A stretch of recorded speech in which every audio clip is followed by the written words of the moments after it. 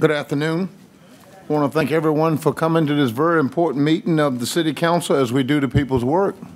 And at this time, would you please stand for the invocation, which will be delivered by Councilman Dr. Curtis Edmonds, followed by the Pledge of Allegiance.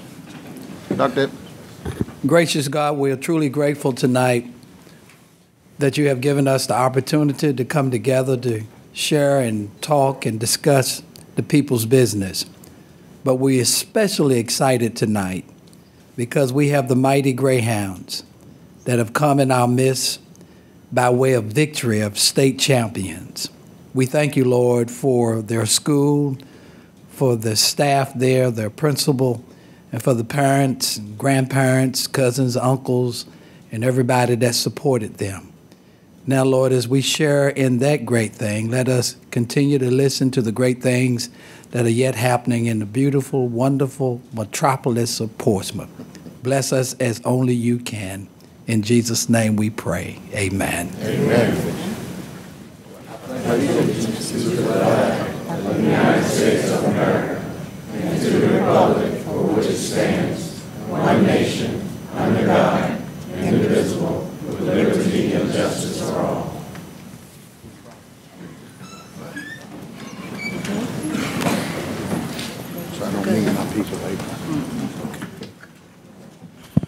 Thank you, Dr. Edmonds. Members of the City Council, please indicate your presence electronically. 7 members of City Council are present. All right, thank you. Members of City Council, you have before your consideration the minutes of a call meeting of March 10th, 2014, a call meeting of March 11th, 2014, and a regular meeting of March 11th, 2014. Are there any corrections to the minutes? Move adoption. Second. Okay. Mayor, we have a motion and a second, and you'll be voting electronically. Very good. The minutes are adopted 7-0. Okay, very good. Madam Clerk? Yes, sir. 14-117 presentations. Before the printed presentation on the agenda, we have a special presentation. Ms. Kelly McCants, a representative from the Virginia Stage Company, will please come forward to the dais. We want to recognize Councilwoman Simmons. Following. Okay, following that. Okay, very good. Hello, good evening. Good evening. Ladies and gentlemen, I am here tonight at the bequest of Jake and Otto Wells, the brothers who brought to Hampton Roads the Wells Theater 100 years ago. This beautiful piece of Norfolk's history has been home to the Virginia Stage Company for over 3 decades. And now the Stage Company is celebrating this momentous anniversary with the Centennial Affair on April 26th. This amazing evening will honor Norfolk Southern, a company that has supported the Wells and the arts from the very beginning, and will feature dining under the stars in the Tazewell Street Ballroom, a one-time only production of 100 Years of Future Past, live and silent auctions, all culminating in a risque romp after a party to be remembered or forgotten. And so without further ado here, Mr. Mayor, is your invitation, and I hope you all will join us on April 26th. Thank you. Thank you very much. Thank you. Very good. And I'll yield to Councilwoman Simmons if for a response and hopefully accepting and letting them know what time we'll all be there. Thank you, Mayor. It is my pleasure to be Portsmouth's representative on the Board of Directors for the 100th Anniversary Gala for the Wells Theater. I think many of us don't realize that it is the oldest continuously operating theater in the Commonwealth of Virginia. Opened in August 26th of 1913. And so this event, this 100th birthday event, is a regional activity. And today, because councils all over Hampton Roads are meeting today, there has been a representative from the Wells Theater hand-delivering each mayor of each city an invitation for all of the council members to attend the event. The invitations to the public will go out shortly, and we hope you'll all keep an eye out and look forward to continued wonderful arts in the region, of which the Wells Theater is a great part of. Thank you. Very good, thank you. Madam Clerk. Yes, sir. At this time, we have a presentation of a proclamation to the I.C. Norcom High School 2014 State Championship Boys Basketball Team.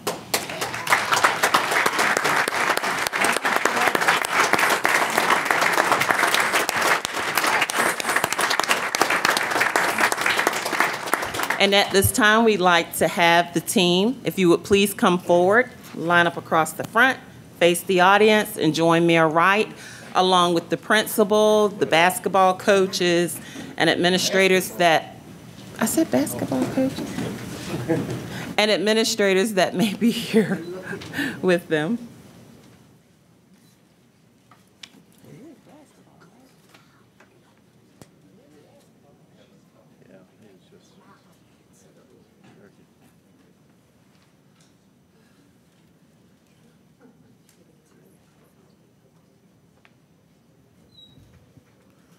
Good afternoon. It's indeed an honor and a pleasure to be able to present this proclamation to you fine gentlemen, to this fine school and this fine city. You know, it always brings us pride in our city, no matter what we do, but primarily athletics or things that involve team sports where everyone depends on someone else to be able to make it happen. And to watch you on that night to come from behind 16 points, Coach, and the fourth quarter to be able to overtake John Hanley and to do it with such tenacity. And the other night to listen to your coach talk about that episode as he presented in front of the school board, you reminded me of Coach Jimmy V.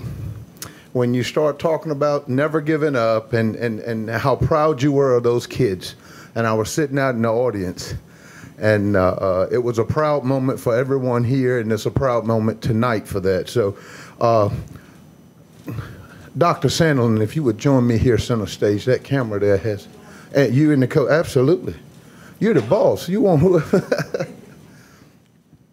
This proclamation reads as follows. Whereas on Thursday, March 13th, 2014, the I.C. Norcom High School boys basketball team made history once again by winning the Group 4A State Basketball Championship, claiming their third state title in the last 5 seasons, a feat that hasn't been accomplished by a Southampton Roads team since the 1920s. And whereas the 14-player team consists of Johnny Warren, Laquan Hill, Travis Fields, Craig Ingram, Jamel Strange, Antonio Parker, Kenneth Duke, Jermaine Lewis, Troy Locke, Travis Ingram, Marquise Harvey, Terrell Camp, Robert Farmer, and Demetrius Harris. And whereas the Greyhounds beat John Hanley High School of Winchester, Virginia, to win the championship with a score of 59-52. The tournament took place at Virginia Commonwealth Siegel Center in Richmond. And whereas the support of their coaches, Leon Goolsby, Quentin Jones, Selwyn Williams, and Lorenzo Starks, team managers Calvantre Lewis, Dominique Sproul, and Jonte Jones, trainers Nikki Knight and Marie Boykins, and their scorebook keeper, Edwina Strange. This Portsmouth boys basketball team has once again pulled together in the end and proved that they know what a championship game it's all about. I'm out of shape. Yeah, okay. And whereas our city is very proud of the 23-5 record the Greyhounds have earned and the fine publicity that they have brought to our community by their good sportsmanship and inspired team play as state basketball champions.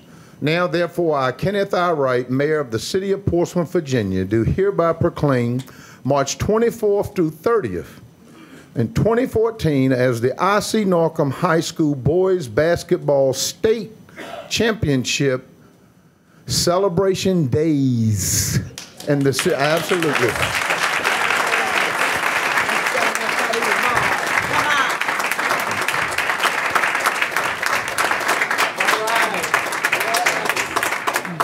In the city of Portsmouth, and urging all of our citizens to extend congratulations and best wishes to this team and their coaching staff for a history-making season, and witness whereof I have hereunto set my hand and caused the seal of Portsmouth, Virginia, to be affixed to this 25th day of March, 2014. Signed, Kenneth I. Wright, Mayor. Dr. Sanderlin, to Coach Gooseby, and to all of you, you make us so proud. And the piece in here about your tenacity and about your professionalism and how we travel throughout the Commonwealth does our heart well. From over at the Norfolk Scope, where we brought down the house, and as we move through the Commonwealth, it's extremely important. We're extremely proud of you young men, and to all of them. So right now, I'm going to turn it over to the good doctor for a few comments, and then we'll get Coach Jimmy V here in a minute. Yes. To Mayor Wright, to Vice Mayor, to all other city councilmen, to all others assembled here this evening. We so graciously accept this proclamation, and we too are so proud of our young men here today. We were down by the 16 points, and these guys pulled it through. So there is a story to be told. And I always believe that a team can win with a great coach. And here we have today the greatest coach that I've ever known, Coach Gooseby.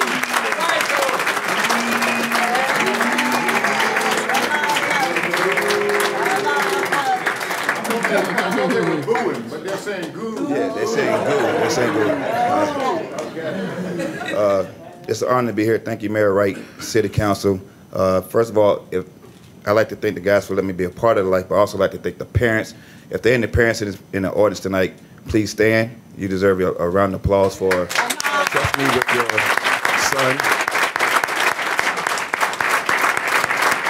I also like to thank Dr. Sanderlin, her administration staff, the faculty, student body, and the alumni, the city, the community, for supporting us this year. So if there are any alumnus of I.C. Norcom High School, please stand.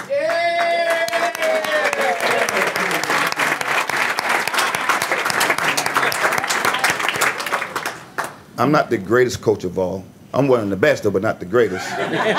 But one thing about these guys we talk about all year is never give up. Be resilient. When the darkest moment in your life happens, something positive, you can come. If you think positive, be positive, you can come through anything. And being down 16, these guys really dug in, really believed in each other, and became more of a team. And the result is why we're here tonight. So for the guys, I applaud you for the whole year. To my coaching staff, I say thank you. To Coach Andrews, our athletic director, who's been with me for 8 years, 3 and 5, great feat.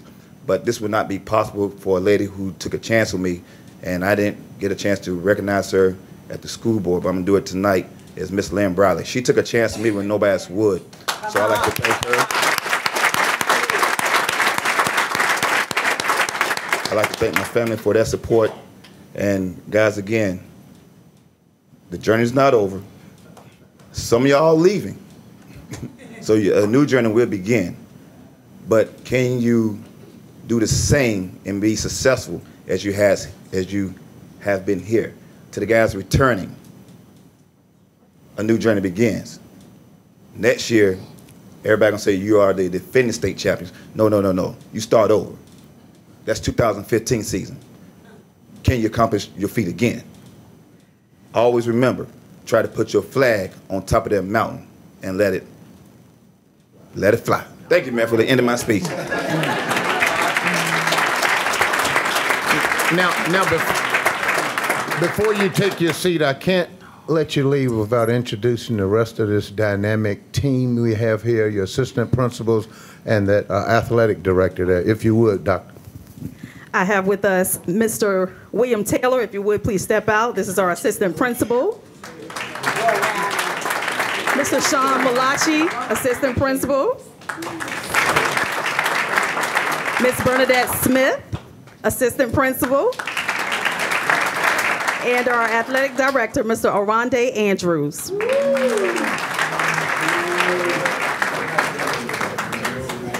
Any closing comments? Okay, there's one Greyhound up there. Okay, there you go. Already, come on, Greyhound, say something. I'm honorary, but you're authentic. Like this. Who let them dogs out? All right. Thank you very much. All right, thank y'all. Very good. Very good. Can we get a group photo? Can we bunch up? Coach, can you get them?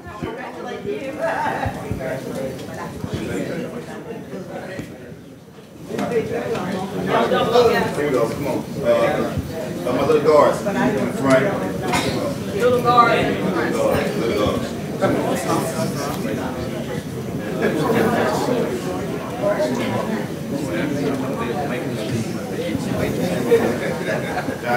We got to win the home.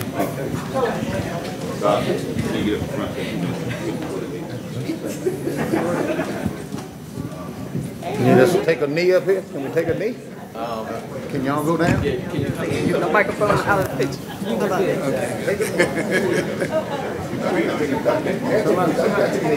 help me up. Can I get these four gentlemen here and so I'm not getting that side? There you go. Can you come to the front? I didn't want to make them blush. There are guards in the front. They're all my honeys. That's Smile on three. 1, 2, 3. Is this where I am? Try another one. 3, 1, 2, 3. Where's Mom? Okay. Where we at? This is so nice. We looking cross-eyed. All right. Y'all help me there,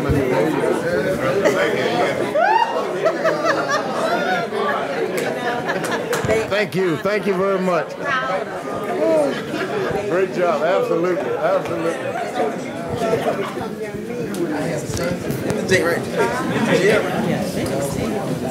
I'm so proud of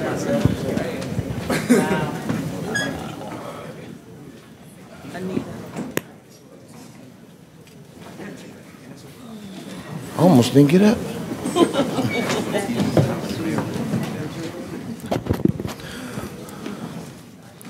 As those mighty Greyhounds take their seats, this would also be an appropriate time to make sure we congratulate our lady presidents for winning the region. That's right. We're very proud of our Woodrow Wilson presidents. They also represented us well. Coach Roger Smith and Principal, help me out. That's right. And done an outstanding job in the representation. As a matter of fact, I think he was the conference chair, was he not, Dr. Sandlin? And did an outstanding job. And finally, I do want to put a plug in. We're always bragging on our Portsmouth, our very own, but the week prior to your game, I got a call from Dr. Wilbur Kersey, who's the pastor over at Court Street Baptist. And Dr. Kersey has been at Court Street now 55 years as the pastor, and he called and wanted to let me know that he was a 1952 graduate of John Hanley High School. And in 1998, Dr. Kersey was inducted into their Hall of Fame.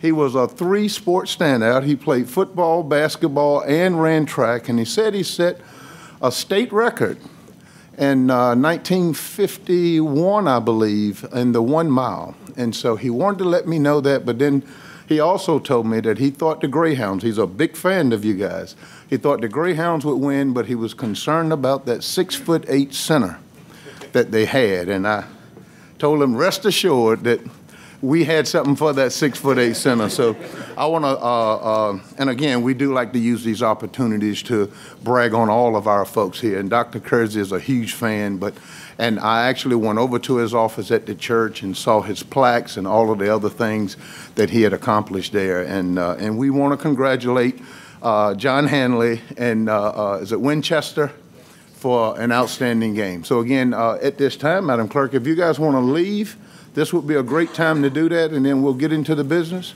Thank y'all very much. Let's give them another hand.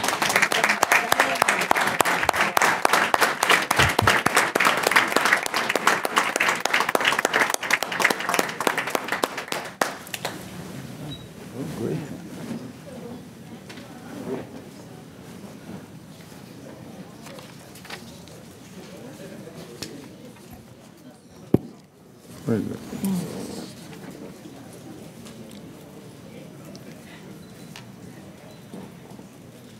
Is anybody left? Oh, the press is here.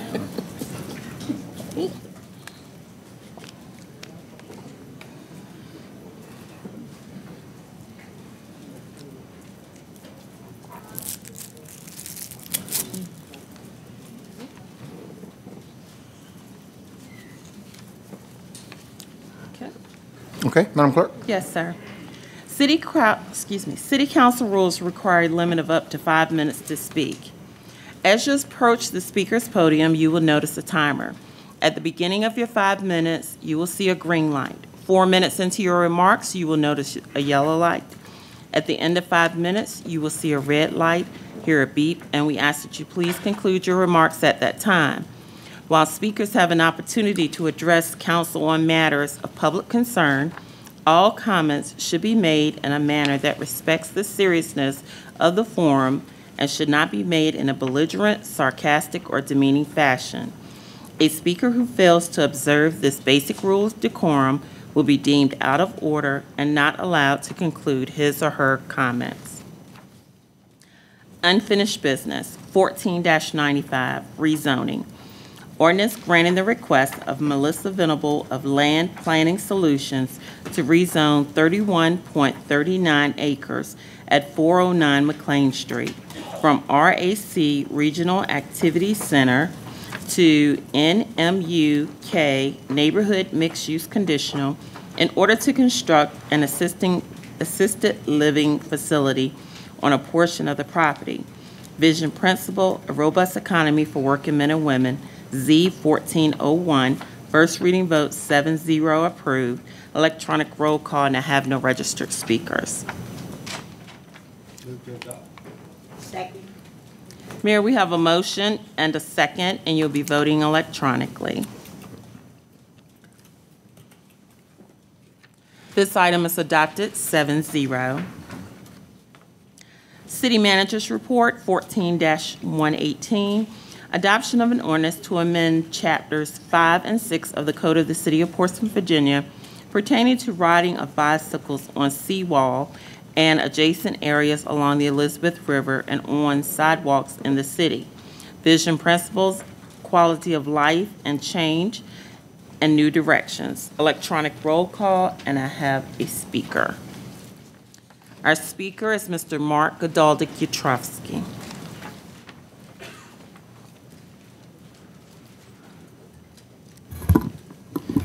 Good evening, Mr. Mayor, honorable members of council, and fellow citizens.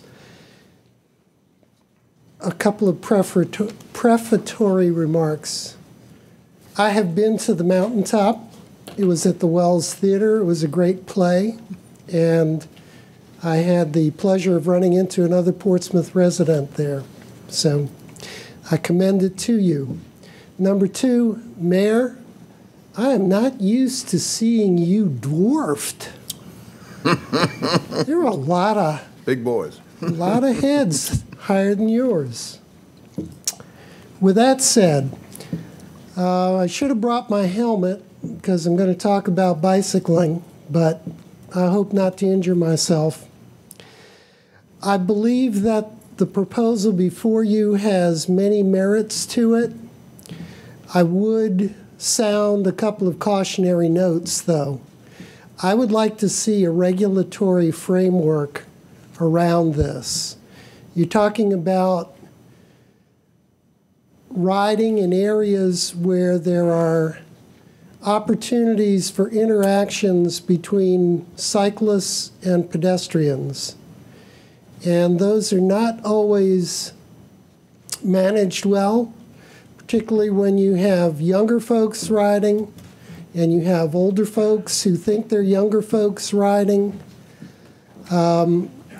I like the model that Virginia Beach has at the boardwalk, where they have actually demarcated the lanes for pedestrians and the lanes for bicyclists. I would think that if we could put that sort of marking in place on the seawall, we could also extend that use to skateboarders moving in the wheeled lanes. I think that this approach to getting people to moving under their own power, be it bicycling, walking, skateboarding, is good. It promotes healthy behaviors, and the seawall is a very scenic environment in which to do it. But again, I would like to see a regulatory framework and helmets on the seawall. There is a lengthy Rails to Trails project in Western Washington, where my sister used to live, and they had quite a regulatory framework. There were citizen safety patrols on bicycles. There was a 10-mile-an-hour speed limit. You're talking about a trail that ran 25 miles. I'm hoping that we will soon see something like that in Portsmouth. That trail that comes from the mountains to the shore. So this is something that needs to be thought about in a larger context. Okay, thank you very much. Thank you, sir. Members of council, there are no additional speakers on this item. Second. Mayor, we have a motion and a second, and you'll be voting electronically. This item is adopted 7-0.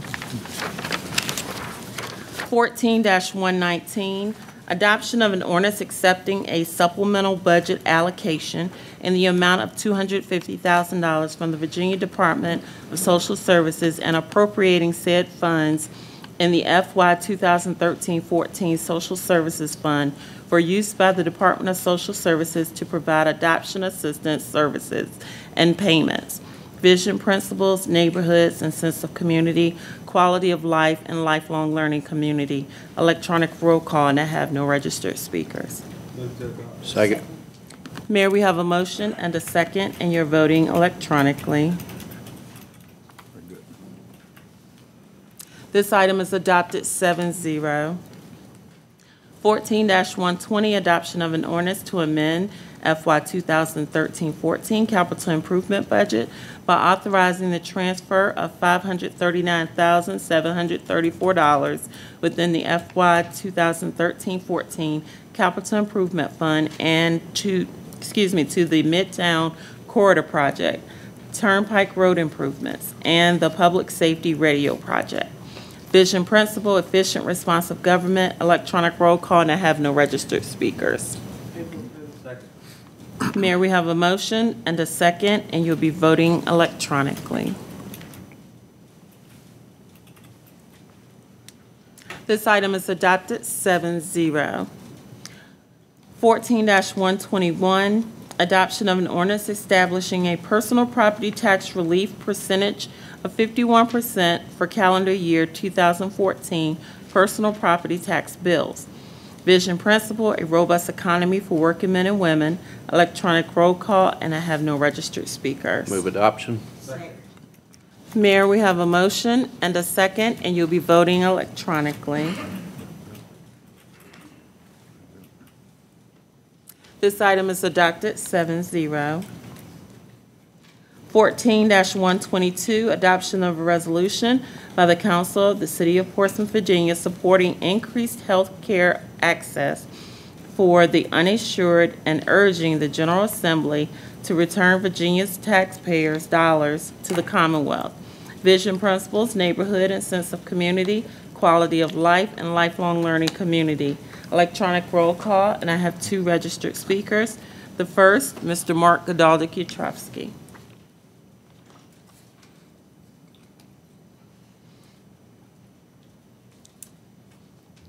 Good evening again, Mr. Mayor, honorable members of council, and fellow citizens. 2 weeks ago, I was standing here as a non-agenda speaker advocating for this, so I want to once again say I continue to support this and thank you for weighing in as a council.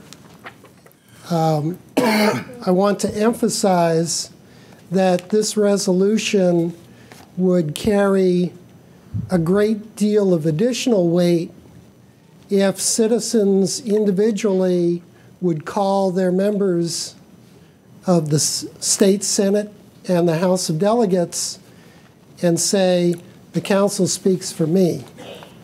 We have 3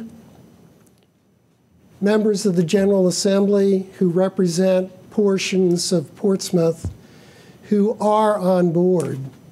They are Senator Lucas, our senior senator, Senator Bacote, I'm sorry. Made me laugh. Yeah, Senator Locke, sorry, who represents a little segment of Portsmouth, and Delegate Matthew James. Missing from that list are the names of Senator John Cosgrove, who, in addition to representing Chesapeake, represents a portion of Portsmouth, and Delegate Joanno, who also represents a portion of Portsmouth. They really need your phone calls to help them become believers on this subject. So please respond. I don't know how long the current session, special session of the General Assembly will be proceeding, but phone calls sooner rather than later are better. And again, Council, thank you for going out as a body to support this worthy piece of legislation. Thank you, sir. Ms. Donna Sy.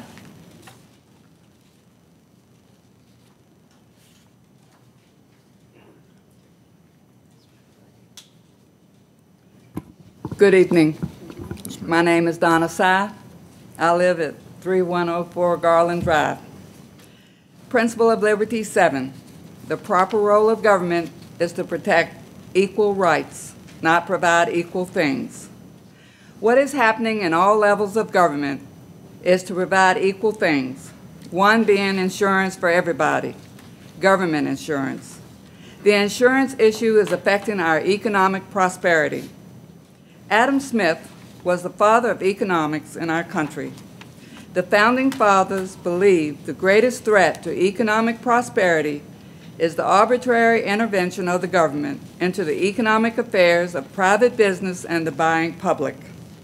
A discussion of economy begins with a concern for the right of all persons to do what they desire with their own lives, bodies, and property. People engaged in business do not fall into some second-class category with inferior rights simply because they are working to make a living. People have the right to deal with each other in any peaceful, voluntary, and honest manner. This includes producing, selling, buying, and using all the varied commodities and services available in the marketplace. Where the right of the people to engage in peaceful and honest production and trade is recognized, the resulting economic system is called a free market.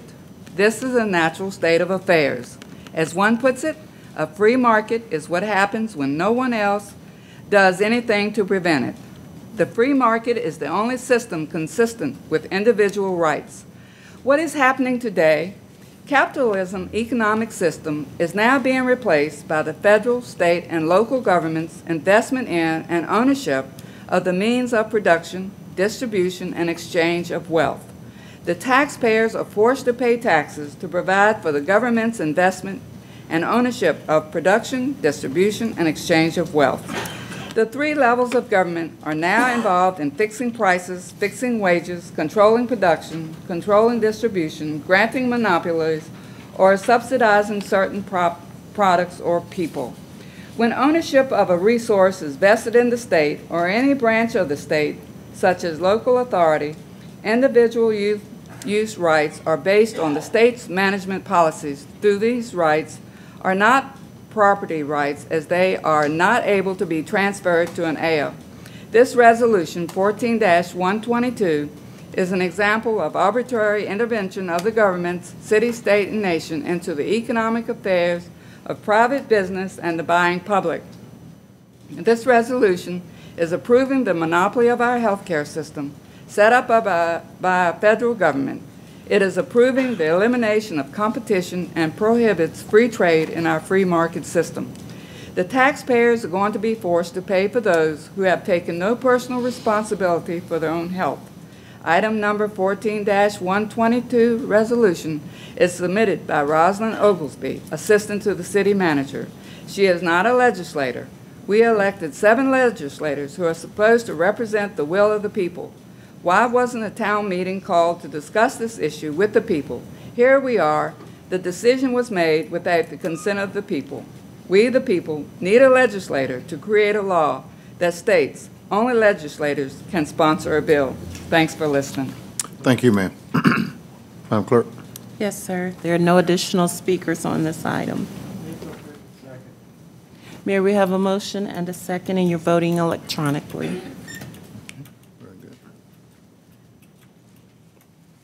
This item is adopted 7-0.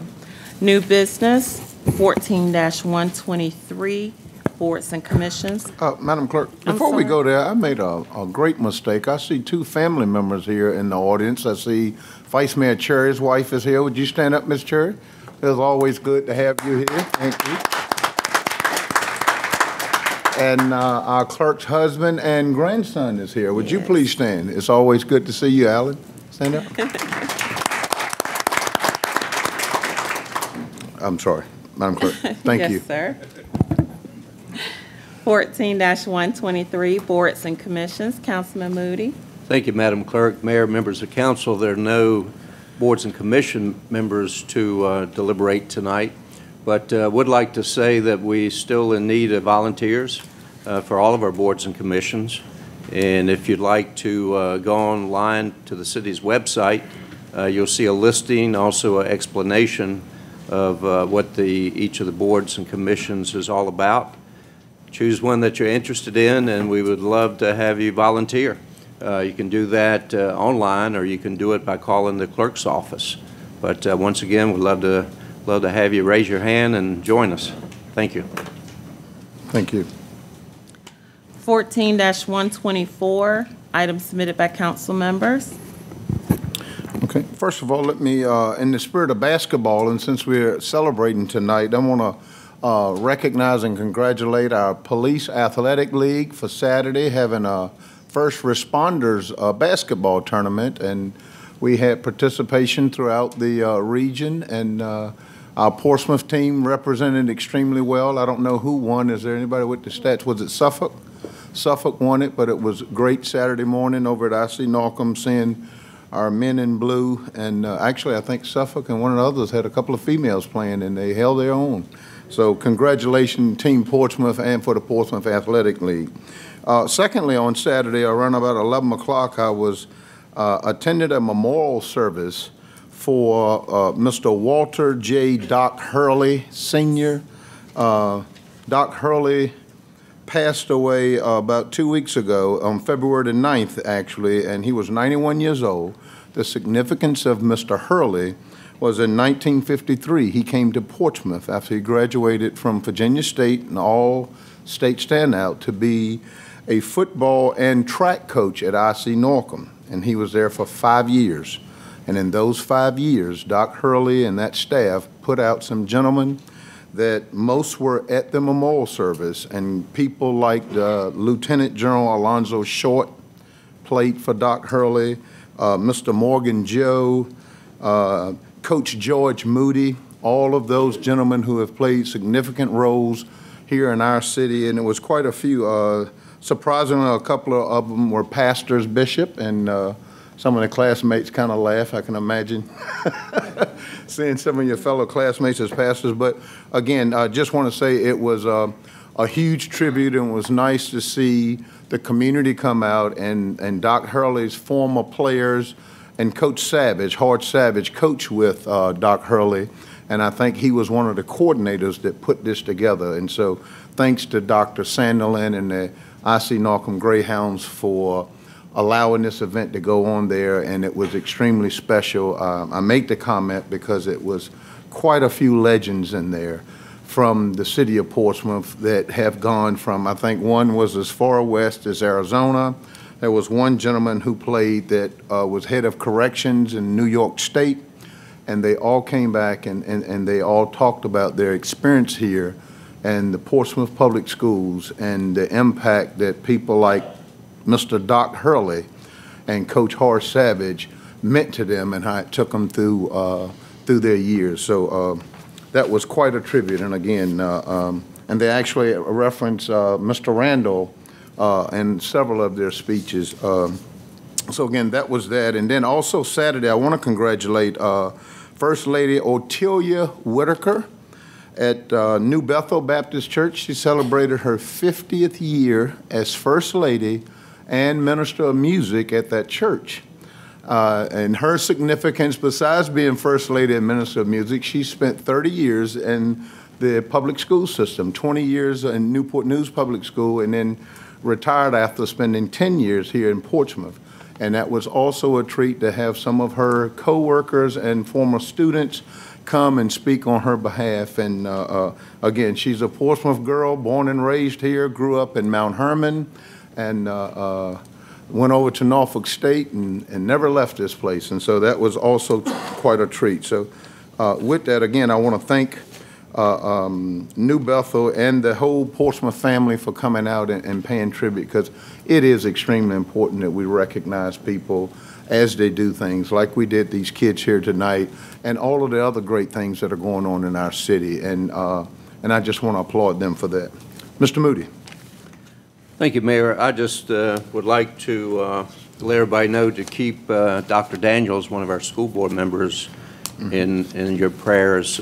She's had a health issue. She needs a lot of prayers, and we certainly want to wish her a speedy recovery. Thank you. Absolutely. Thank you. Okay, Madam Clerk. Yes, sir. 14-125, report on pending items, Ms. Bernadette Hogg. Oh, ma'am, can I, one more personal privilege? I forgot our buttons, and I thought Ms. Simmons would, can I tee it up for you? Okay, we're all wearing art buttons here, complimentary of Churchland High School. And Ms. Simmons, go ahead. It's National Art Month, and the Churchland High School art students sent us all pins that they made to wear, so we're all enjoying their great artwork, and we'll wear them proudly. And it's Art and Music Month, is that what it is? I believe it's, yeah. But thank you, Churchland High School. Okay, you. Good evening, Mayor, members of City Council. I'm Bernadette Hogg, City Ombudsman, and would like to give you the report on the non-agenda speakers and pending items for the council meeting on March 11th, 2014. There were 6 non-agenda speakers at the council meeting on March 11th, 2014. 2 of the speakers required action by staff. Athena Jones had 2 concerns. The first concern was about cracks in her residence due to the construction of the current BHS building. The city engineer contacted her, and she indicated that at the present time there were no cracks as a result of the construction, but she would be monitoring her residence because of the age of the house. Ms. Jones wanted to make the city aware of the potential issue. Ms. Jones' second concern was that the Special Olympics basketball team did not have a place to practice. The Department of Parks, Recreation, and Leisure Services received a request from Special Olympics in regards to gym time and space for their basketball program. They requested gym time every Saturday from 10 to noon during the months of January, February, and March. All of our gymnasiums were being used due to youth and athletic basketball leagues. They were informed of this and never contacted us for any other dates and times. The opportunity was and has always been in place for Special Olympics to use any of our facilities. Walter Carter was concerned about a business on Portsmouth Boulevard and the zoning conditions for the property. The property owner has been sent a courtesy notice for zoning violations. If the reinspection shows that the violations have not been corrected, a final notice will be issued. If the violations continue, the next step will be to issue the appropriate summons. In addition, the police department will be monitoring this site for violations as well. And that concludes my report. Thank you. Mr. Moody? Thank you, Mayor. I forgot one thing, too. I think it was about a week ago where we had a presentation on the proposal for the Churchland Bridge out at the Churchland Library. And I think that's important enough that we should put those facts and maybe do a presentation, in-house presentation on our public access channel, because everybody couldn't make that meeting, and it was kind of early in the evening. So if there's concurrence, maybe staff can work on that. Sure, absolutely. There are a lot of questions about that project and the cost and you know, the time schedule. So I think that would be very good idea. Important. Very good idea. All right, Mr. Manager, you got it. Thanks. Yep. Okay. 14-126. Non-agenda speakers. Our first speaker is Mr. Paul Forehand. And he's followed by Mr. Brian Boyce. Thank you. Did everyone get a sheet? Mr. Mayor, Vice Mayor, Council. How are you doing, sir? Doing well. My name is Paul Forehand. I live at 517 Patrick Street.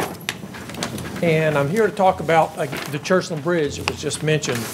I'm here, as a citizen, but under the heading of full disclosure, I'm a bike and pedestrian coordinator for the City of Norfolk, and I'm on the Hampton Roads Regional Trail Committee as well. Just to kind of let you know, the Hampton Roads biking community is all abuzz about this bridge, and I wanted to express our appreciation that this thing is finally happening, and kudos to Yusuf and his staff for their job they've done on it.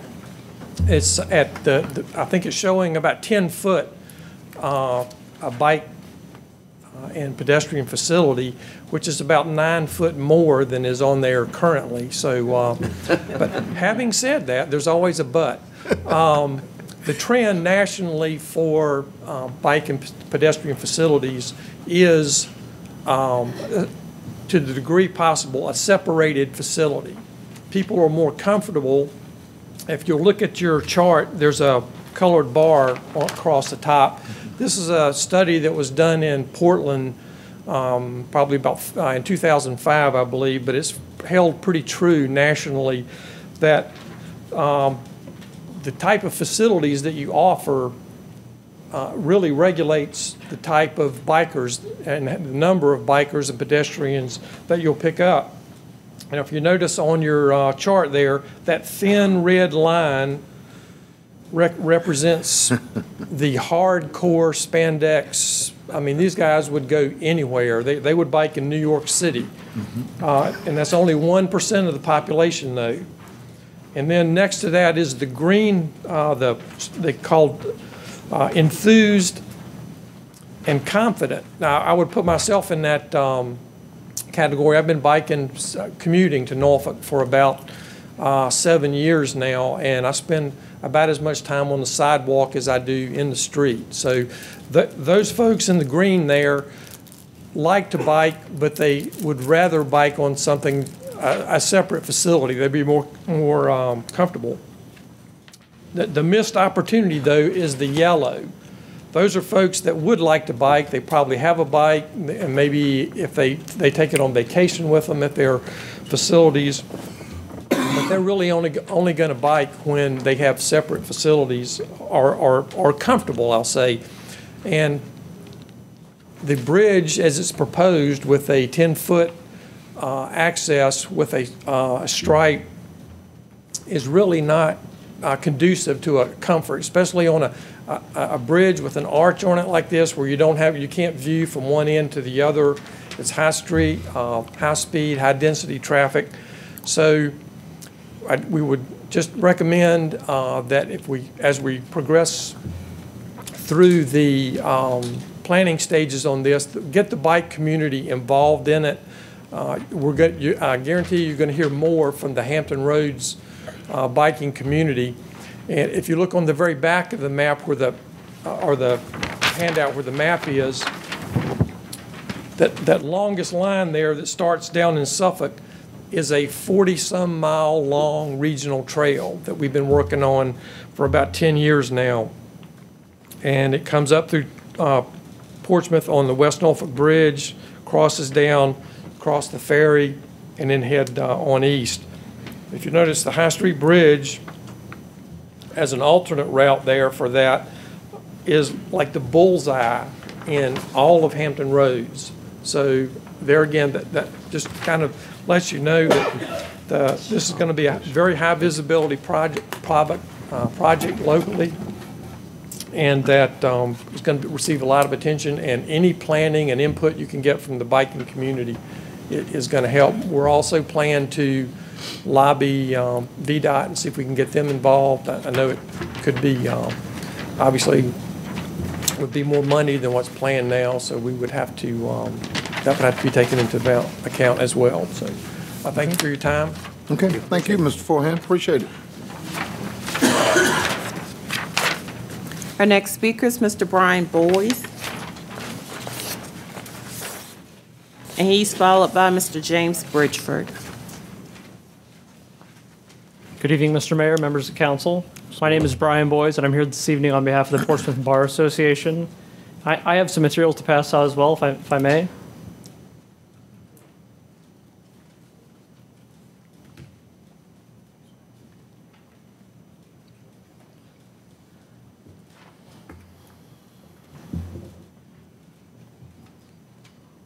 You may want to go ahead and speak while you're... Yes, ma'am. On Saturday, April 26, 2014, the Portsmouth Bar Association will hold its initial Portsmouth Senior Law Day from 8:30 a.m. to 12 p.m. at the Department of Social Services on the fourth floor conference room. This is the first event of its kind that we know of in Southampton Roads. They've been held throughout Virginia in the past, but we don't know that anybody's done one in Southampton Roads, so we're very proud of that. This event will provide information on issues of importance to Portsmouth senior citizens, their families, and caretakers. Attorneys from Most & Taylor, Williams Mullen, and from the Commonwealth Attorney's Office will present on topics such as estate planning, paying for the cost of long-term care, public benefits available to seniors, as well as elder abuse. The attendees will also receive a copy of the State Bar Senior Citizens Handbook, and they're going to learn more about a Wills for Seniors program we're going to put on in May. We ask that the members of the public register if they can in advance. The event is free and completely open to the public. There will be refreshments, and for more information, you'll see on the materials, contact Mackenzie Babachenko in the Commonwealth Attorney's Office. So we're very excited about this event, and I just want to let city council members know about this, and hope to see a lot of Portsmouth residents and their family members there on April 26th. Okay, thank you very much. Yes, sir. Mr. James Bridgeford is followed by Mr. Roderick Madison. Good evening, Mayor Wright, sir. Vice Mayor Page, members of council, city manager of the assembly. You can smile. I don't have any paperwork for you. I think we've sent you enough. I'm here on a couple of issues, really, and they deal with reappropriation. I would like to start with the textbook fund. We had asked for it. Matter of fact, there was a meeting back on December the 4th, and the city manager attended and said this would not be a problem.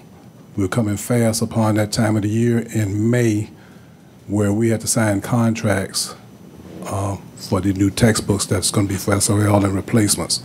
That comes out to $2.7 million, and we gave you Back during that time, we gave you $2,738,849, and we were told it would be returned. We would like for it to, if possible, we're going to need it. We can't sign contracts. We will not be able to replace those textbooks in May. The other item for reappropriation that we were told there would be no problem on would be the $378,935 for the activity funds that involve all of our schools, which involves basketball, athletics, instruction, remediation, and that type thing. We're also looking for that back. Other two items, you just got the paperwork on these probably Friday, where we're requesting that you approve our change in the categorical funding. There's no increase in the total, it's just a change in the categories. This is going to probably happen from now on since we went to categorical, where mid-year and end of the year, we'll be asking for a shift where the funds go. Last but not least, this is a safety issue, Woodrow Wilson High School. We had sent you a request back in July, I believe, of last year. It was 200-some thousand. We redid the bid, and it's come in at 146,877, almost half of what it was in July by waiting 6 months. We're asking that those are coming out of the capital funds on your side. We ask that those would be appropriated to us so that we can go ahead and award that contract. We cannot let the contract until we get the funding from you all. Thank you for listening, and that's the only thing I have. Okay. Thank you, sir. Mr. Chairman, let me ask you actually a couple of questions. The activity fund, we had a young lady that came and addressed council last meeting, and I think we directed her to the school board because it was about her uniforms. Well, I happened to be in your school board meeting the other night with celebrating the IC Norcom. Is that the fund? That is the fund. That's where their funds come out of. The principal told us, she's hurting. These are funds they use for athletic. It can be pushed for buses, for late evening, for practices and everything else. That's how we pay for these people to do what they're doing. These activities cost money, and it costs more than what we have in the basic budget. And if we have it on the side, that's what we use. The schools cannot run their activities just based strictly on if they produce income, and most of the schools do not produce income out there from these activities such as football or basketball. They produce funds, but not enough to cover it. So she was correct with coming to the council, but I think we directed her to the school board because we didn't know it was an appropriation issue. She was just describing. Right, she came to us, and we informed her. She was informed that those funds had been taken from us, so we could not, until we get them back to give to the schools. We don't have it. Okay. And then lastly, on the appropriated funds that you said were no problem, have you had any correspondence with staff on the whereabouts or where we are with getting these appropriated? No, we have not. No, I have a list here that we keep track of where I'm sending letters. I guess the main question is, how do we get it on the agenda so you can vote it up or down? I keep sending letters and no response. Matter of fact, I don't expect you to have this last Friday's letters, because that's the one requesting the change in the categorical funding figures, the adjustments of those figures. But we did submit to you last Friday the new letter on what the cost would be for the Woodrow Wilson fire alarm, which is almost half the price of what we originally got back in July of last year. And that contract we can't let until we get the funds, which is the same thing for the books. We're not going to sign contracts for $2.5 million or $3 million if we don't have it. I got you. Dr. Edmonds? Yes, some of those funds, are there deadlines when you need the funds to meet so that you won't lose out on where you're going? The Wilson item, we just got the bids in last week, and we notified you Friday, so we didn't expect it to be here, but we're letting you know that we can't let the contract until we shoot the funds in the bank, or that we have it, so that we can let it, because no one wants to sign until we get the funding for it, because it was funding that we shifted over to you all in your capital. I think it's in your CIP now. I'm pretty sure it is. I know it is. Okay. Okay. Mr. Mayor. All right, perfect. Mr. Rowe? I think I can help. Let me turn my mic on. Let me clear this up. First, the activity funds. The school superintendent in March of last year sent $800,000 down to the school principals to use and directed it for activities, certain activities. So it didn't start at the beginning of the school year, it started last spring. They ended up the year not spending all that money. They returned it back to the city. It's incorrect to say that that young lady who came here was in the right place. The place for this is the school board, because they get the opportunity to direct the allocation of the money that you appropriated. Again, on the issue of the funds to be appropriated, it's been well stated, loud and clear, and you endorse this, you being council, that you are not going to consider the reappropriation of the funds and the whole matter of the encumbrances were cleared up. And I think we're really close to that. I gave you correspondence tonight that hopefully will bring this to a conclusion. Okay. Okay. Mr. Moody? Thank you, Mayor. Mr. Chairman, how you doing? How you doing, Mr. Moody? You know, the young lady that went to the school board, she was told by one of your members, and I got a bone to pick with it, I'm not going to mention the member's name, that maybe she went to council and maybe you didn't get what you wanted because your skin color wasn't like some of theirs. Let me tell you something. You know, this is 2014, and we make some tough decisions, and in no way is it based on any of that. It's based on the burden to our taxpayers and whether we have the money to be able to fund it or not. So once again, it's playing on TV. I'm not making this up. And I would hope that the other members would let this member know that, you know, comments like that serve no useful purpose. You know, we try to work together. I think the city has good unity, but those kind of comments belong back in the 1940s, not 2014. I just had to get that off my chest. Okay. All right. Thank you, Mr. Moody. Yes, sir, Mr. Chairman. If I may, I'd like to respond. And I didn't bring it tonight, but I showed it to the young lady. But I have a packet about that thick of what has not, or what is not being accomplished at the school because of lack of those activity funds. It may be true that they didn't spend them all and had them left over from a previous year. But if they had spent them frivolously on things they didn't need, that would have been a waste of money. So if it carried over to the next year for use, then that would have been, to me, a feather in their cap for not spending it unwisely. But now they're saying, here's a list of what we're suffering or not having because of the lack of those funds you took from us. And I can't speak previous year or anything like that. All I know is one thing. We were told it would not be a problem. Okay. And I was there at that meeting because that was the meeting that I called to try to get the stuff ironed out. One more question since you brought that up. The spending piece, so it's better for them if they know they need uniforms or they need something out of the athletic fund to wait to make sure that they don't overshoot the budget.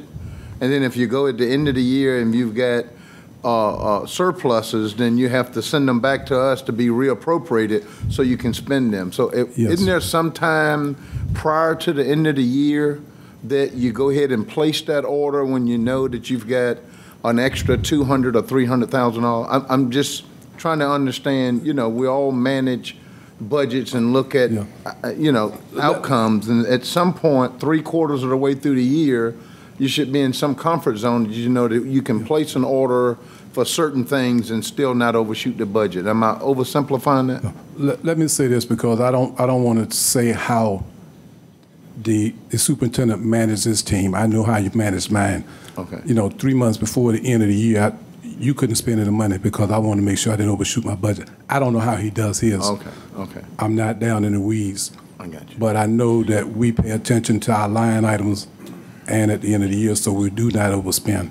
Okay, very good. Because none of us wants to go to jail. Yeah, Mr. Manager?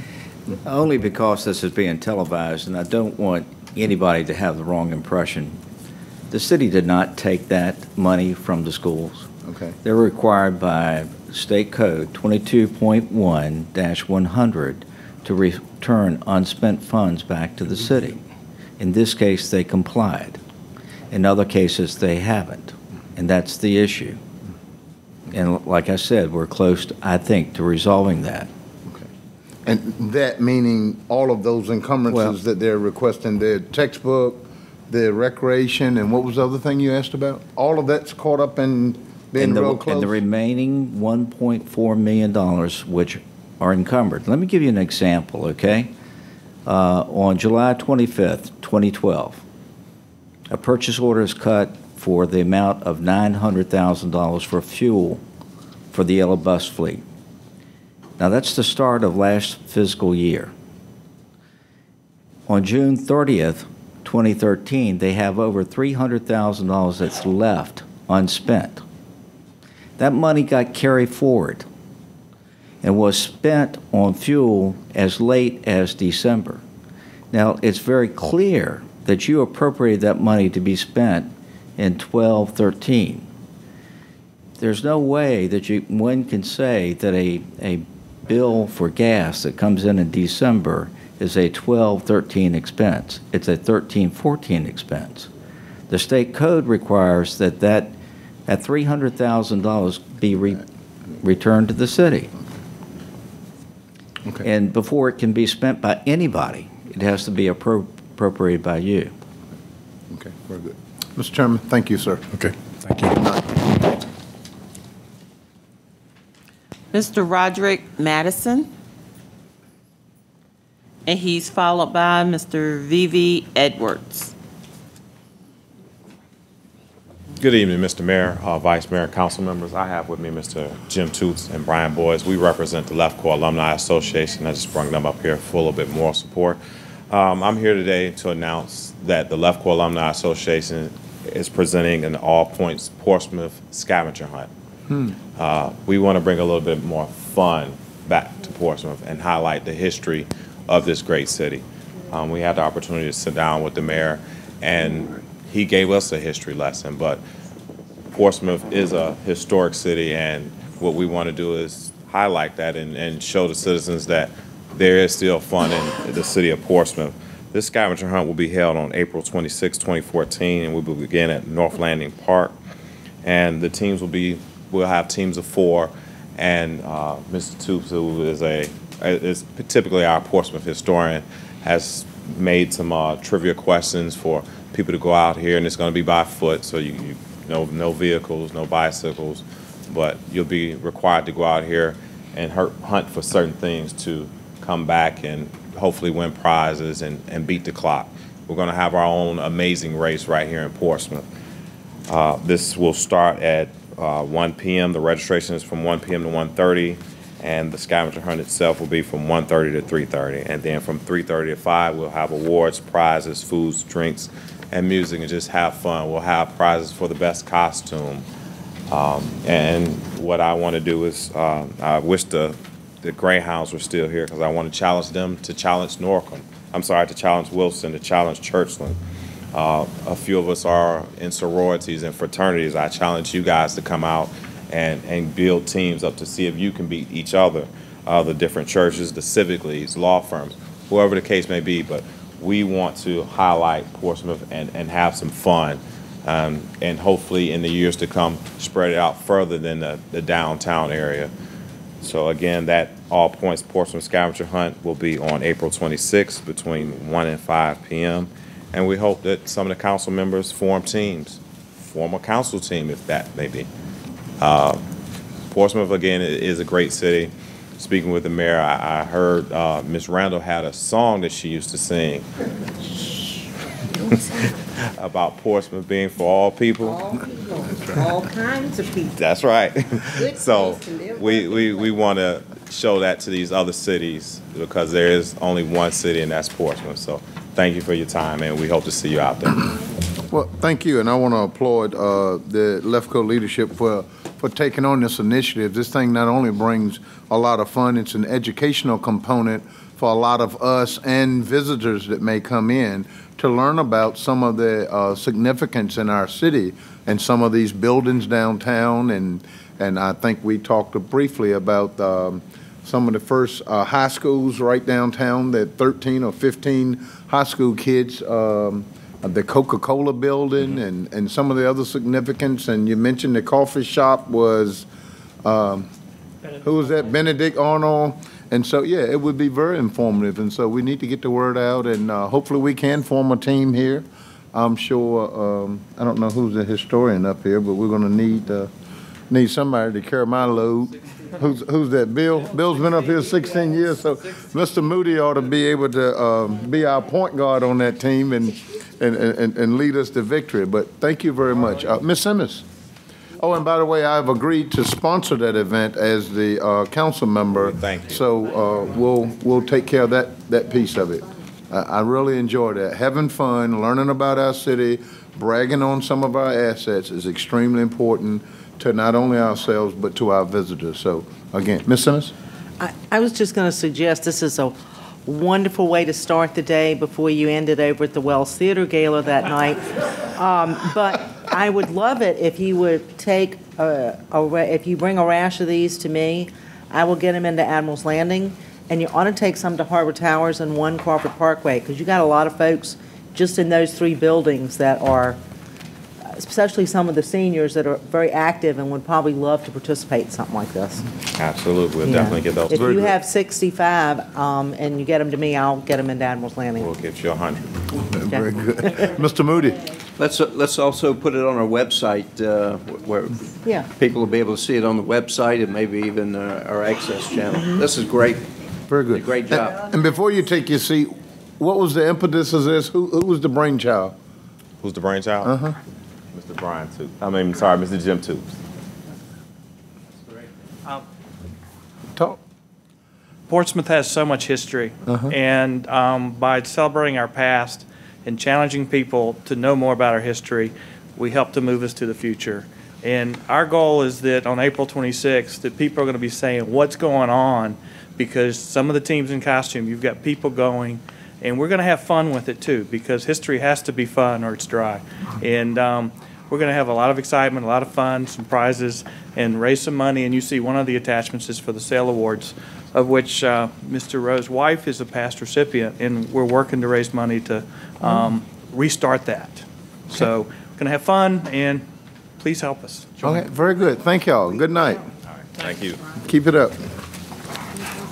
Our next speaker is Vivi Edwards, followed by Mr. Joseph Freslowski.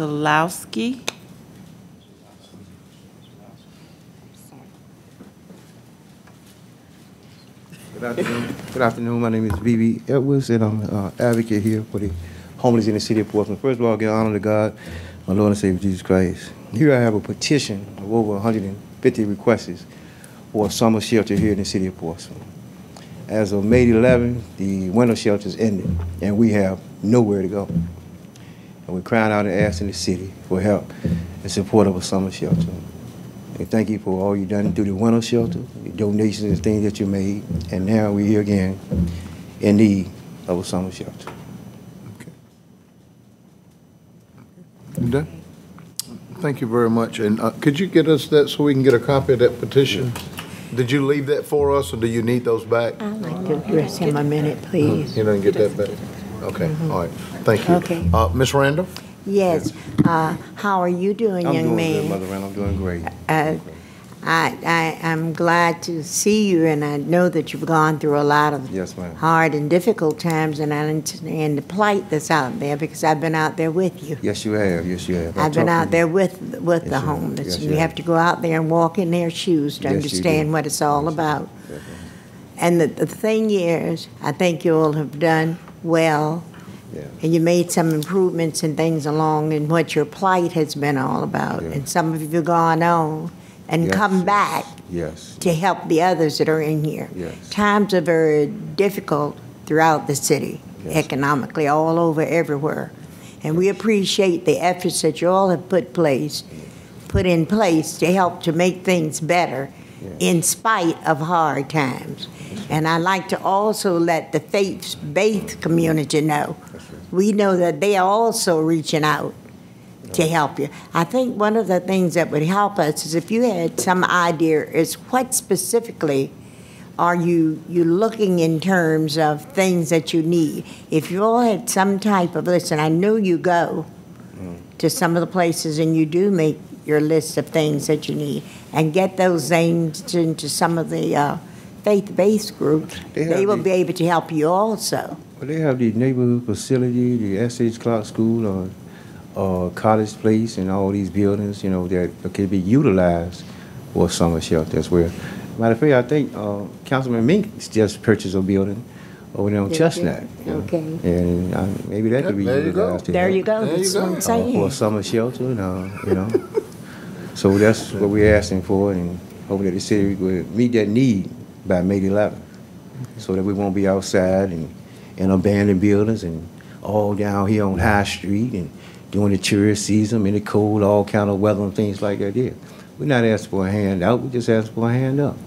You know, we know that HUD is not funding nothing but rapid housing. They're not funding the emergency shelter. So we're asking that the city give us some type of funding until we all get into housing, and then the government with the HUD money can help sustain that. But right now, we need somewhere to go as of May 11th. That's like 45 days away. Okay. We get caught in an abandoned building, abandoned house, that's trespassing, right down in jail. Right. Mr. Cherry? Thank you, Mayor. I was just going to ask the manager if he could address, have some conversations about it and see if he had some thoughts on how we might be able to help him. Help us. Be glad to. All right, absolutely. Thank you for coming, sir. Appreciate it. Thank you. All right. Madam Clerk? Yes, sir. Oh, you're going to speak now? Okay. Oh, I thought you were going to. That might help. Okay, go ahead. Go ahead. First, I'm very familiar with this because I have served on the Portsmouth Volunteers of the Homeless Board for nearly a decade, and as its president for 3 years, I'm the immediate past president. And this is a big community effort. This community has a big heart for our homeless brothers and sisters.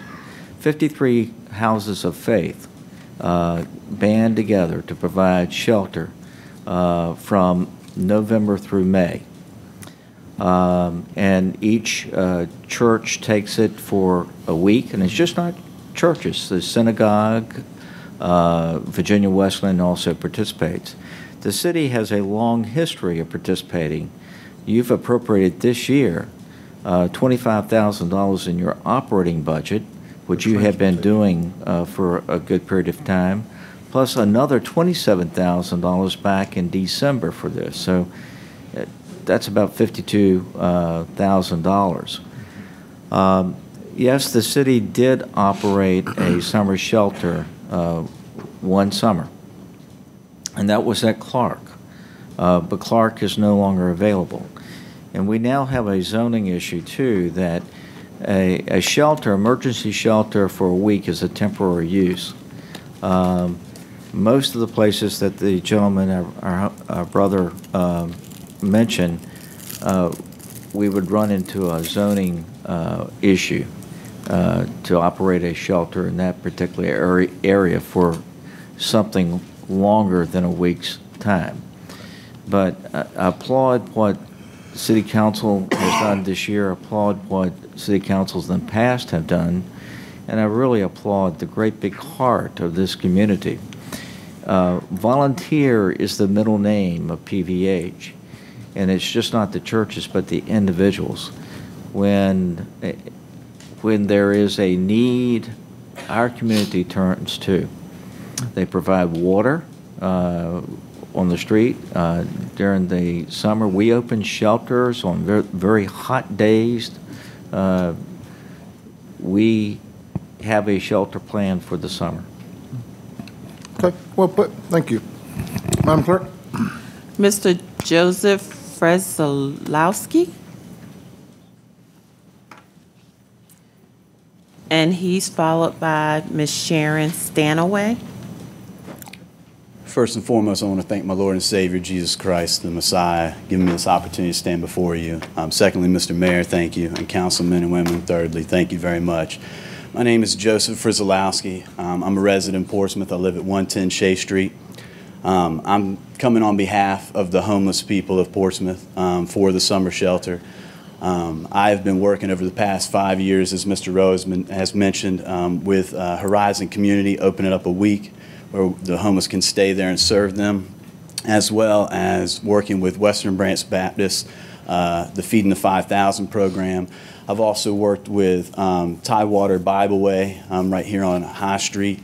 More importantly, since November, I have been working hand and foot with the homeless people. Every Monday, I come down and I meet their needs with the care package. I come before you guys because God has called me to work directly with the homeless people of Portsmouth. And I ask on their behalf if we could open up a summer shelter, not just for the sake of temporary help, but to possibly partner with you guys, with the local bodies of believers and citizens to help better this community.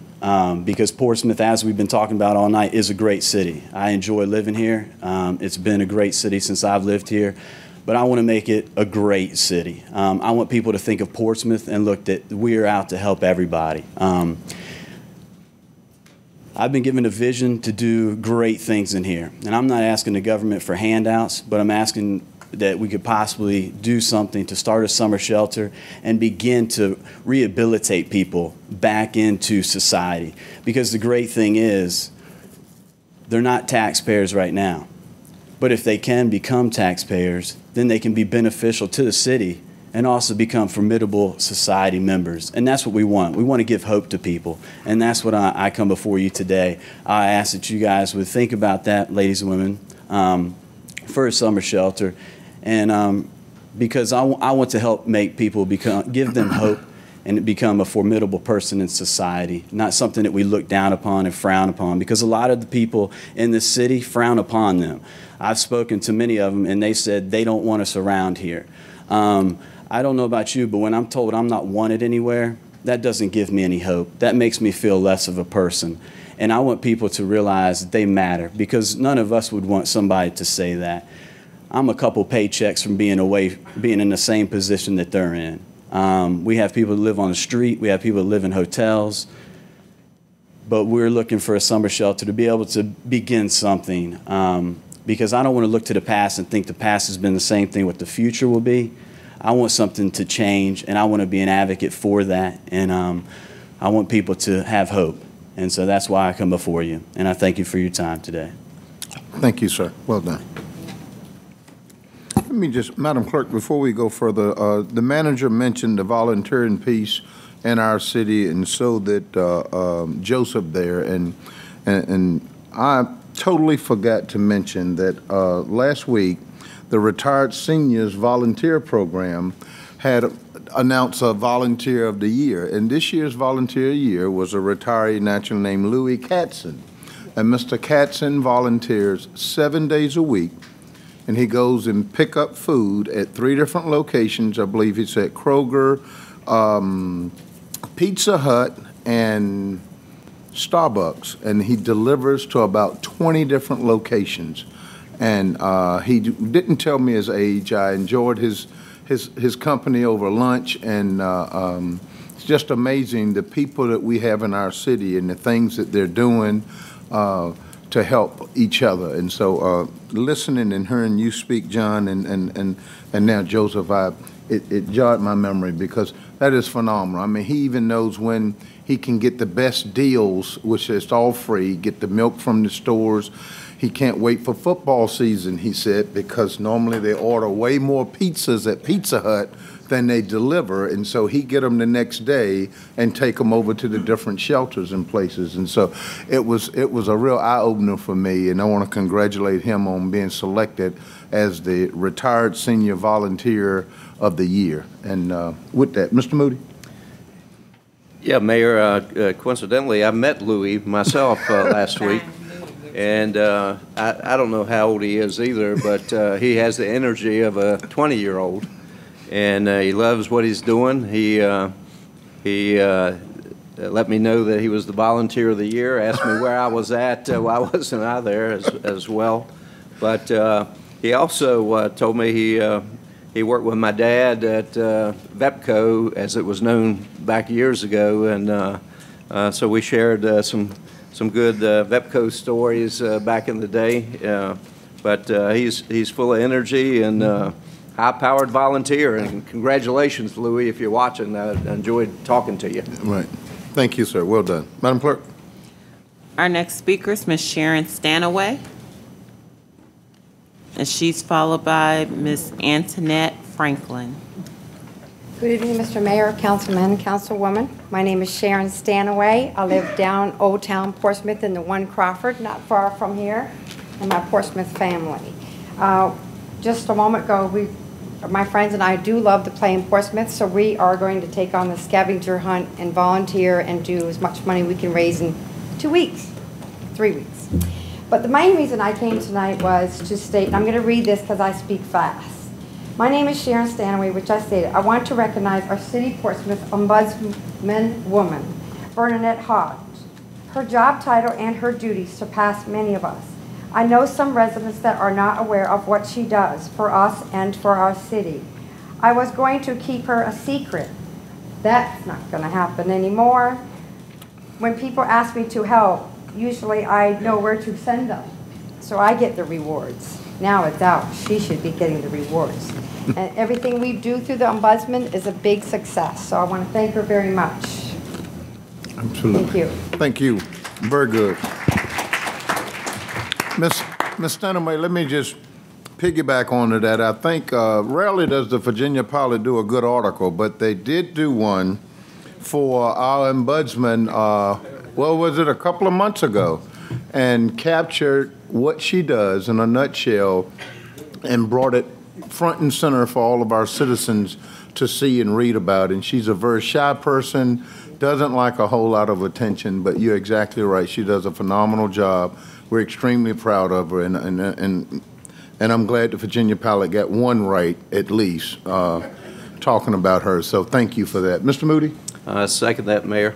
You know, we've been talking about different worthwhile events, but you know, the Oasis 2014 Walk for Hunger. That's right. Is coming up on April the 5th, starts at 9 a.m., and that's certainly a worthy cause. They do a tremendous job in helping our less fortunate citizens survive. So just wanted to mention that. Yep. Very good. And that morning also conflicts with our Craddock Little League opening day, so we're going to have to divide and conquer here, and some of us go there, and that's right. Well, I'm going to pause for calls later, but I think the opening day for the Little League at Craddock, as well as the Walk for Hunger, are right around the same time. And I think pause for call kicks off around 10-ish. So, but yeah, thank you, Mr. Moody. Very well. All right, Madam Clerk. Yes, sir. Ms. Antoinette Franklin. And she's followed by our final speaker, Ms. Kentrell Devon. Good evening to everyone located at City Council. I came to speak on behalf of the building, Behavioral Healthcare Services building. Yes, ma'am. I just started watching it, Channel 48, and it's a couple of people that speak negative of that building.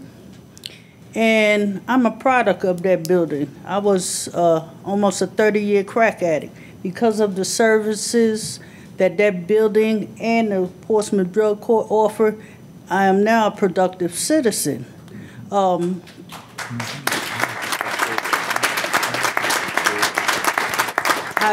last time I've been in this part of the building, I was graduating from the drug court programs. Ever since then, that was September 23rd, 2009. Ever since then, I've been coming back every week to donate my time to the program. I often go upstairs to Behavioral Healthcare Services and talk to Miss Elaine Breathwaite. That building is a needed asset for the city of Portsmouth.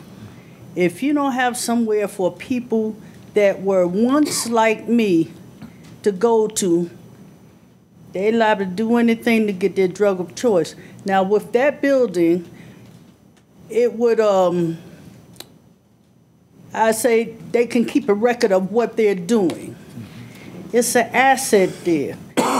Like I said, I was out there for many years. Now I'm, like I said, a productive citizen. I pay taxes. I constantly come down and volunteer at the drug court program. I'm the only graduate that has donated money to that program.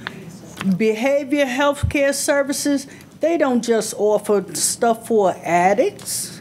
They have a whole lot of things they offer, Shelter Plus programs. People with mental disabilities, they offer stuff like this. I have a list, but I don't have the time to read it all off. But we need more people to be in programs like that. I had a call just before I came here of a friend that graduated from drug court that's still struggling. And my daughter asked me, what can I do to help her?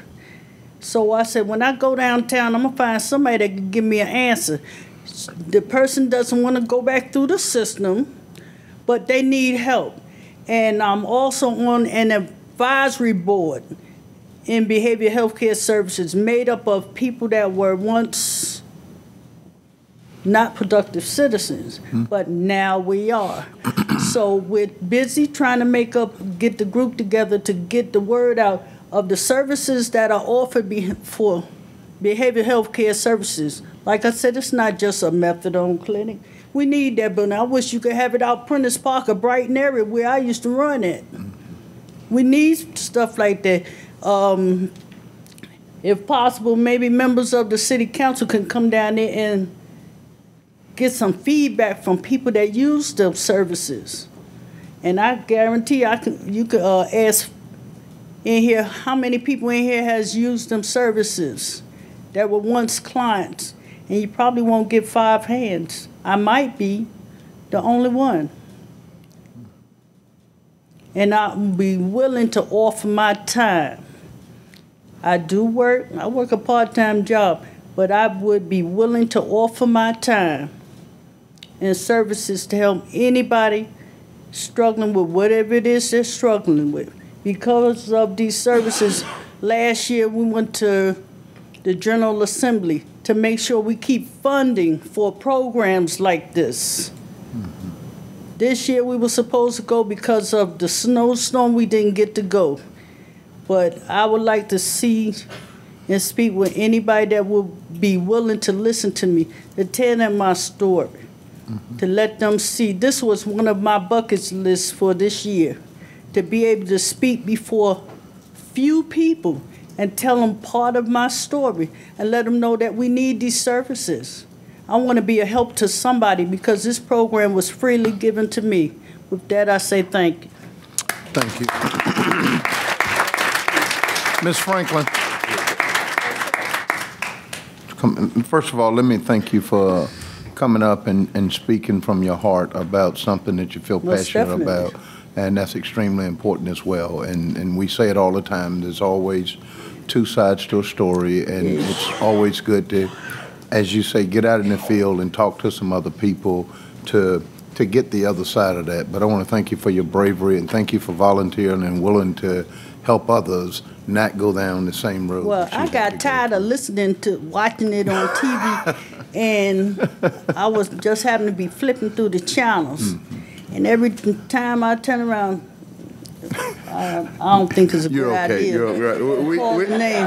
We get it. Right. You on a roll. They'll that stop right there. building is Right. needed, but I'd like to get with somebody to make sure we can get the word out that there are more services that are offered in that place. Yes, ma'am. We actually had the director to come and give us an outline of all of those to be able to clear up some of those. I have one right here if you need it. Yes, ma'am. All right. I came prepared. Councilwoman Simmons. Hold up, Ms. Franklin. I think she wants to. Ms. Franklin, I just wanted to sort of reiterate what the mayor just said. First of all, lady, you have got guts. And thank you for standing up and saying what you did. That takes just a lot of courage. I'm so proud of you. And I'm very sorry those ladies aren't here tonight to hear you. I'm sure ain't. And it reminds me, something that we've said here before, is that when we sit here and make decisions to build new buildings and things like that, it's not always just about, you know, those neighbors or those particular folks or the employees. There is a whole nother side of services to citizens of our city that we are also concerned about and worried about and appropriating funds for. And you are one of them. And Well, I'm so glad you did so well. I'm grateful because of programs like this, and I know I'm out of my time. Yes, ma'am. Because of programs like this, the program gave me an award last summer at the Renaissance because of donating my time and my money. I don't make a lot of money, but that program meant a lot to me. And if it's anything I can do to help y'all as far as getting the word out about these services, please let me know. Miss Cherry can find me, can't you? Thank you very much.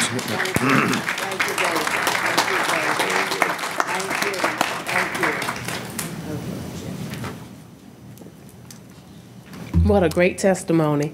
My name is Kentrell Devin. I reside in Newport. Greetings, Mr. Mayor, Council, Vice Mayor, Mr. Rowe, Bishop, Lady Randall, Lady Elizabeth, Danny Meeks, Bill Moody, my friend Mr. Rowe, and the city attorney. He made sure I had my ducks in a row. Thank you, sir. I came down here tonight. Did I miss anybody, Mr.? Nope, you done well. You did this twice. Right. Oh. Council normally covers all of us, but you. Well, that's I want to okay. keep everybody in the seats. That's you got it. I come down here tonight to say thank you. Thank you to Vice Mayor and the staff of Parks and Recs, Mr. Rowe, everyone who worked to use our schools on the behalf of the children. I thank you for that because we have heard so many angles tonight that we use to fight for our city and the citizens in our city. And I believe the children should also be on that mantle, someone to fight for them and speak on their behalf. And I'm just thankful because a wise man once told me a bird in the hand is better than two in the bush. And that was Councilman Bishop Edmonds. And I scratched my head when he said that because I was dealing with something and I couldn't understand. And I want to pass that along to this body, to the school board, and every leader within the city of Portsmouth. Use what you have because at least it's something that you can use to meet the need until the next stage and the next door comes open. I also want to thank every leader who did not poison our youth throughout this process. I think that's one of the things and one of the obstacles as leaders. We need to be wise when what we say to young people because their process is not developed enough to understand it's a time and a season that adults sometimes have to work through certain situations. And if you plant seeds of negativity and poison into their system at a young age, what do you have then? You have young adults who fight leadership, who fight authority. So be wise when your comments when dealing with the youth. Also, I didn't know money was turned back for the athletic director from the school board. I have twins that played basketball. We had to pay $300 for uniforms for Woodrow Wilson High School. That kind of jarred me tonight. Hopefully, we will not have to turn back money in that arena ever again. Secondly, I want to thank Parks and Rec for doing a wonderful job with what they're doing in the city park. I told them I would go and check because, again, it's an area that our children can go. I did that, and I'm thankful. I listened to Mr. Cherry, who said you put in your wish list. Well, I do have a wish list for the city park, Mr. Rowe. They have handicapped swings where children that are in wheelchairs can ride on, and then they can enjoy swinging. A lot of times you go to the city park, you see our handicapped babies sitting there watching all the other children because they can't get out of the wheelchair. Well, they have swings, and I'm going to send pictures and information on that. Just a wish list. I am so thankful for what we are doing and accomplishing in the city of Portsmouth. I know we have a long ways to go, but together we can get there. As long as every leader realizes that the A in team is not for arrogance. When a leader reaches that point, they need to leave. And I believe Bishop, being a leader of the faith base, we are always taught that we have to stay humble and we have to work together. Together, everyone achieves much. It doesn't stand for arrogance. So we can get this done at every level on behalf of our youth so they can be productive citizens and give back to our children. And once again, congratulations to IC Northern Greyhounds. Good night. Thank you, ma'am. Good night. Okay, is that it? That's it. Okay, we're adjourned. Good night. Thank you.